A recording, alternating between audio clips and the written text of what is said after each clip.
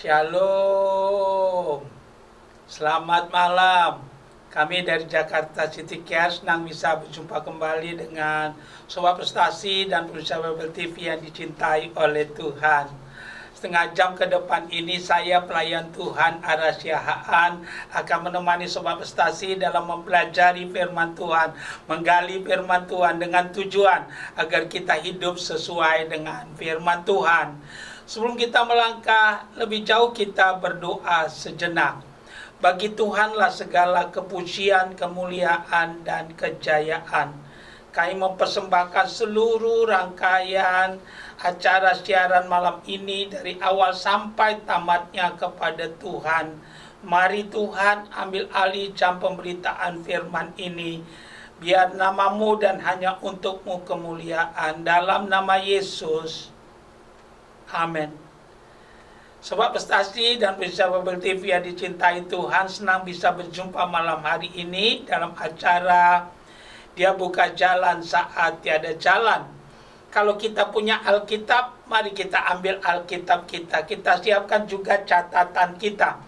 Kami terus mendorong dari studio ini, setiap kali kita mendengarkan firman Tuhan, mari kita belajar untuk mencatatnya dengan tujuan agar kita lebih mudah dapat mengulanginya. Kami meyakini kebiasaan kita adalah masa depan kita. Tema firman Tuhan yang akan kami sampaikan untuk kita malam ini adalah salib mengubah hidupku. Maksud tujuan kita mempelajari topik ini adalah agar kita mengingat karya Yesus untuk setiap kita. Kami sengaja mengangkat tema ini karena hari Jumat besok kita akan memperingati kematian Tuhan Yesus. Firman Tuhan malam ini kami ambil dari surat Paulus kepada jemaat Korintus. Kita buka Alkitab kita, 1 Korintus pasal pertama ayat yang ke-18. Demikian firman Tuhan. Sebab pemberitaan tentang salib memang adalah kebodohan bagi mereka yang akan binasa. Tetapi bagi yang diselamatkan, pemberitaan itu adalah kekuatan Allah. Salib mengubah hidupku. Itulah tema atau judul khotbah kita untuk malam hari ini. Sebagai pendahuluan kami ingin menyampaikan, waktu kita berkata saya percaya Tuhan Yesus, itu adalah keputusan yang paling tepat yang pernah kita ambil sepanjang kita hidup. Kalau kita ada di dalam dunia belum dipanggil Tuhan ke sorga, tidak ada tuntunan yang paling sempurna bagi kita untuk membangun iman kita dan menuntun hidup kita kecuali firman Tuhan. Karena itu pastikan kalau kita sudah percaya Tuhan Yesus, milikilah Alkitab dan bacalah tiap hari. Kalau itu yang kita lakukan, yang akan terjadi pengenalan kita pada Yesus semakin dalam. Yang kedua yang akan terjadi, iman kita akan terurus dengan baik. Dan yang ketiga, yang akan terjadi buat kita, kita mengerti kehendak Allah untuk setiap kita. Dan khususnya malam hari ini kita sedang menggali, kita akan memperdalam salibnya mengubah hidupku. Kami berdoa biar melalui kebenaran yang kita mau sharingkan malam hari ini, ada pengenalan yang lebih dalam terhadap Kristus, sehingga kita berakar, bertumbuh dan berbuah, kehidupan kekristenan kita berdampak, dan Yesus dipermuliakan. Ada 4 hal yang kami mau bagikan sehubungan dengan tema kita, salib mengubah hidupku. Yang pertama, waktu Tuhan Yesus mati di kayu salib, kematiannya adalah untuk menebus kita. Mari kita lihat Efesus pasal yang pertama ayat yang ke-7. Dikatakan demikian.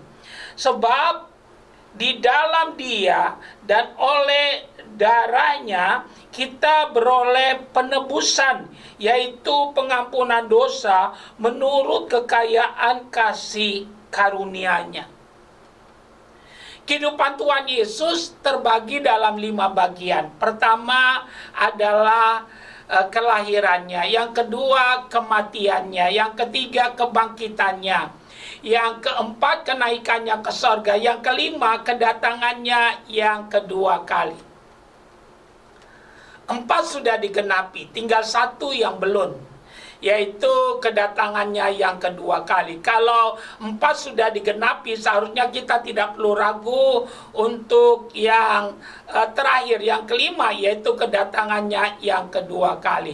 Jadi kalau hari Jumat besok kita memperingati kematian Tuhan Yesus, itu suatu peringatan, memang layaklah dan harus kita memperingati, karena apa yang dia buat bagi kita nilainya tidak terhingga, sehingga waktu kita mengingat akan karyanya, kita tidak akan sembrono dengan hidup kita. Sebaliknya, kita akan menjadi saksinya untuk menyatakan kemuliaannya dimanapun kita berada.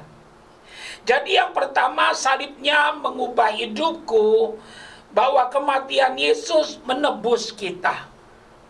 Upah dosa adalah maut, tapi kasih karunia Allah adalah hidup yang kekal di dalam Kristus Yesus Tuhan kita. Tidak ada lagi harapan bagi manusia itu karena dosanya. Manusia akan dihukum masuk ke dalam api neraka. Tapi Tuhan sangat mengasihi kita, sungguh besar kasih Allah akan dunia ini, sehingga diberikannya anaknya yang tunggal, supaya barang siapa yang percaya kepadanya tidak binasa, melainkan memperoleh hidup yang kekal. Dia bukan hanya lahir, tapi mati. Hukumannya seharusnya ditimpakan kepada kita, diambil oleh Tuhan Yesus di dalam dirinya. Dia yang menjalankannya. Kalau kita menyadari akan hal ini, kami percaya hidup kita jadi berbeda. Saudara dan saya tidak semena-mena lagi dengan hidup kita, tapi justru kita akan memperhatikan dengan seksama bagaimana kita hidup, agar hidup kita boleh memuliakan, meninggikan akan nama Tuhan. Boleh dipakai untuk apa? Untuk menyatakan kasih-Nya di tengah-tengah dunia ini. Jadi salibnya mengubah hidupku, bahwa kematiannya menebus kita. Haleluya. Yang kedua yang kami mau bagikan buat kita, mari kita lihat Alkitab kita, Efesus pasal yang pertama. Yang kedua yang kami mau bagikan bukan dari Efesus, tapi maksud kami dari Roma. Roma pasal yang kelima, ayat 8 dan ayat yang ke-9. Demikian firman Tuhan.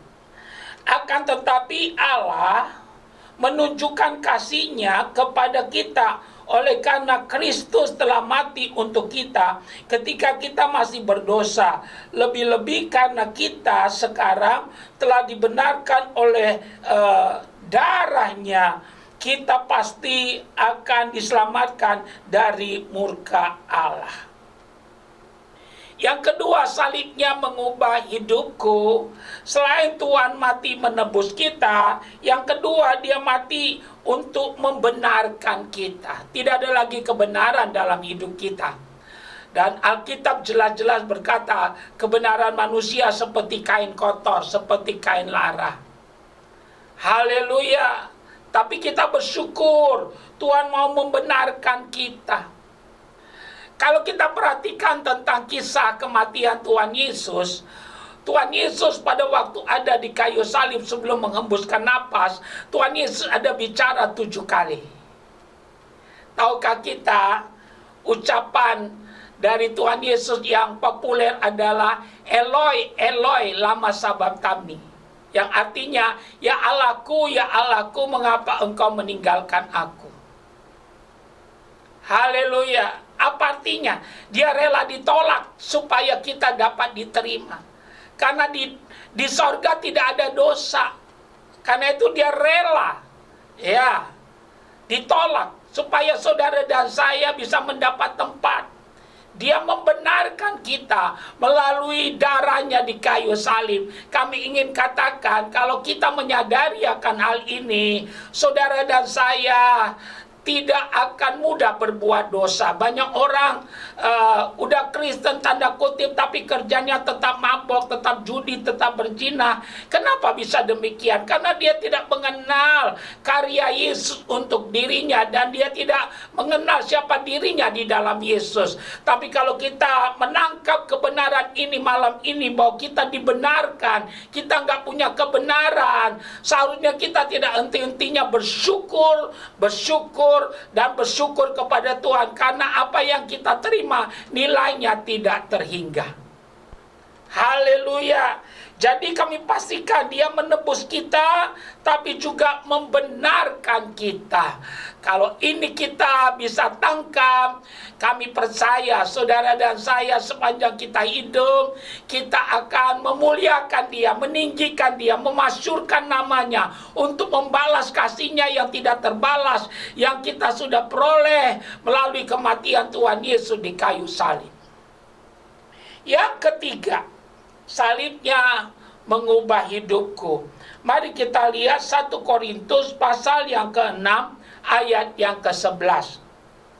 Dikatakan demikian, dan beberapa orang di antara kamu demikianlah dahulu, tetapi kamu telah memberi dirimu disucikan, kamu telah dikuduskan, kamu telah dibenarkan dalam nama Tuhan Yesus Kristus dan dalam Roh Allah kita.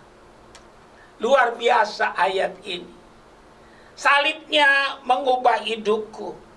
Dia bukan hanya menebus kita, membenarkan kita, tapi apa yang terjadi? Ya, Alkitab mencatat dengan jelas bahwa dia menguduskan kita.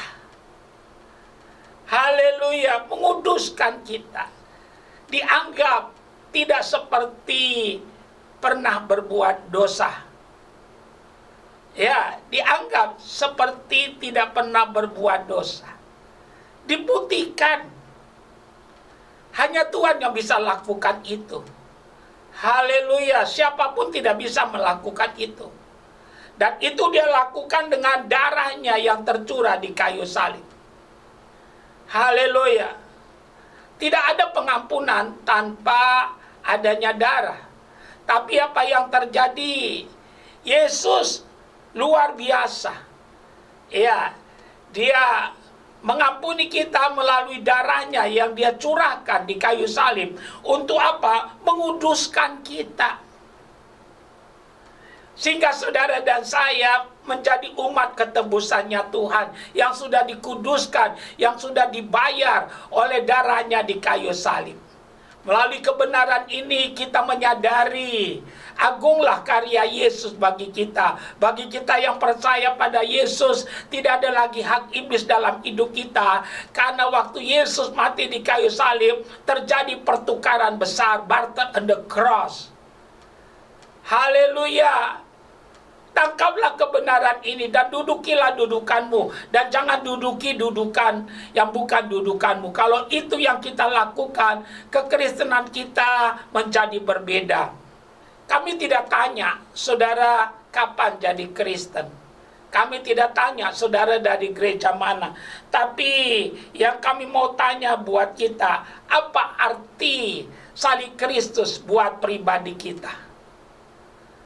Haleluya, apa arti salib Kristus? Banyak kali orang memakai salib di rumahnya, di mana-mana salib, bahkan dia pakai di badannya salib. Yang menjadi pertanyaan, apa makna salib buat pribadi kita? Banyak orang memasangnya hanya cuma hiasan. Haleluya. Tapi kami berharap ya kita tidak memakainya hanya untuk hiasan, untuk aksesoris, atau untuk menunjukkan saudara Kristen. Tapi lebih jauh, saudara sadar betul bahwa kematiannya menebus kita. Kematiannya ya sungguh-sungguh ya untuk membenarkan kita. Bahkan kematiannya untuk menguduskan kehidupan kita.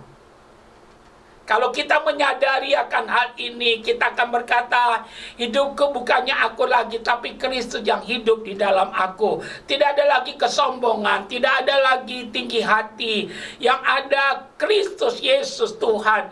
Dia yang kita mau sanjung, dia yang mau kita tinggikan. Bagi dialah kemuliaan. Karena kalau bukan karena dia, kita binasa. Karena jelas-jelas Alkitab katakan, upah dosa adalah maut. Haleluya. Yang terakhir, yang keempat, kami ingin kita buka Alkitab kita. Mari kita lihat Kolose pasal yang pertama, ayat yang ke-8. Dikatakan demikian. Kolose pasal pertama, ayat yang ke-8. Dikatakan, dan mengucap syukur dengan sukacita kepada Bapa yang telah melayakkan kamu untuk mendapatkan bagian dalam apa yang ditentukan untuk orang-orang kudus di dalam kerajaan terang. Luar biasa, dahsyat. Haleluya. Jadi yang kami mau tekankan buat kita, yang dilakukan oleh Tuhan Yesus pada waktu dia mati bagi kita, dia memperdamaikan kita dengan Bapa di sorga. Haleluya, dia perdamaikan kita. Sehingga saudara dan saya, sungguh-sungguh kembali memiliki status dan hak kita waktu kita percaya pada Yesus. Kenapa? Karena Tuhan Yesus sudah memperdamaikan kita. Luar biasa karyanya bagi kita. Haleluya. Dan dia menebus kita seutuhnya. Jadi bagi kita yang percaya pada Yesus, saudara dan saya 100% sudah menjadi milik Bapa di sorga kembali. Kalau kita sadar akan hal ini, kami mau katakan, pasti kita tidak henti-hentinya bersyukur untuk apa yang Tuhan lakukan bagi kita. Kami mau kasih contoh buat kita. Contoh, kalau ada orang yang mau dieksekusi, dihukum mati karena dosa-dosa yang dia lakukan, karena kejahatan yang dia lakukan, dan pas pada waktu hari eksekusi itu, tiba-tiba ada orang yang lari dan berkata, jangan tembak dia, biar saya yang menggantikannya. Akhirnya orang yang tadinya harus mati nggak jadi mati karena ada yang mau menggantikannya. Pernahkah saudara berpikir, andai kata saudara yang tidak jadi mati itu, bagaimana perasaan kita? Pasti saudara nggak perlu disuruh cerita, mulut kita tidak bisa dikunci. Kita akan cerita kepada banyak orang. Kita akan berkata, saya yang tadinya harus mati, tapi sekarang saya hidup karena ada orang yang baik hati yang mau menggantikan saya. Tahukah kita apa yang Yesus lakukan buat saudara dan saya lebih daripada itu? Haleluya. Kami mau tekankan buat kita, lebih daripada itu. Dia bukan hanya menggantikan supaya saudara dan saya hidup, tapi ada jaminan keselamatan yang pasti untuk saudara dan saya yang percaya kepadanya. Kalau itulah yang dia lakukan bagi kita, kita harus bertekad. Khususnya dalam menjelang kita memperingati kematian Tuhan Yesus, kami mau katakan, biar ini kesempatan kita mengoreksi diri kita. Kalau kita udah jauh kembali mendekat, kalau kita udah mendekat, mari kita setia. Kalau kita selama ini bermain-main, kita harus lebih sungguh-sungguh, karena kita tahu apa yang terjadi. Yang kita dapatkan, kita nggak bisa beli, karena sorga tidak bisa dibeli dan didapat dimanapun. Tapi apa yang kita tidak bisa beli, apa yang kita tidak bisa dapat, kita peroleh waktu kita percaya kepada Yesus. Kalau kita sadar akan hal ini, kita akan bersyukur dan tidak henti-hentinya bersyukur, dan kita akan mentaati sepenuhnya perintahnya, karena apa yang dia lakukan bagi kita semua adalah untuk kebaikan kita. Kami simpulkan firman Tuhan untuk kita malam hari ini. Makna salib Kristus bagi kita. Ada 4 hal yang kami mau ulangi dengan cepat, ya, makna salib buat kehidupan kita.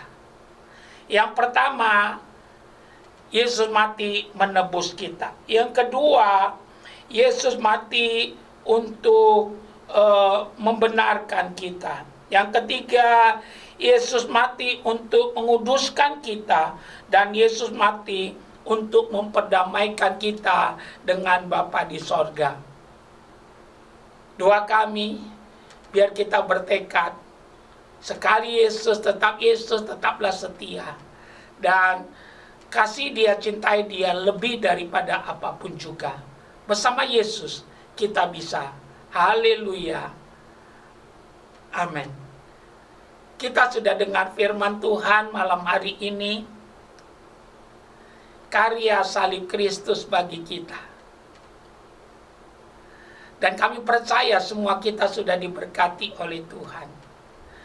Kita masih punya waktu sedikit.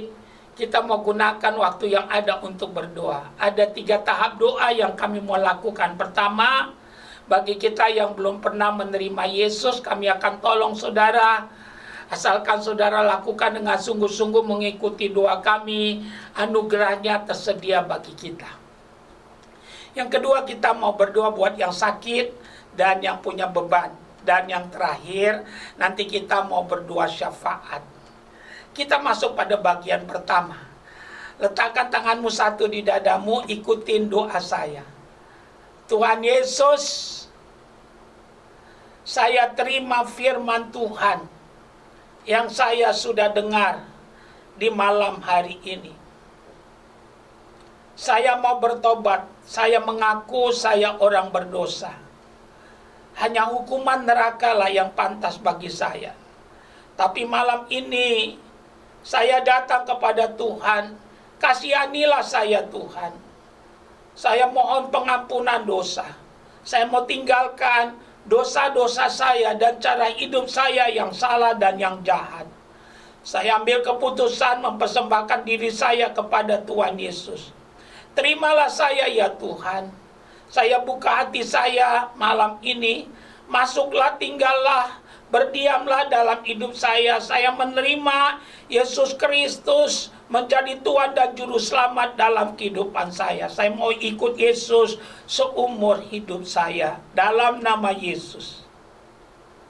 Kita masuk pada bagian yang kedua. Kalau engkau sakit, letakkan tanganmu satu pada bagian tubuhmu yang sakit.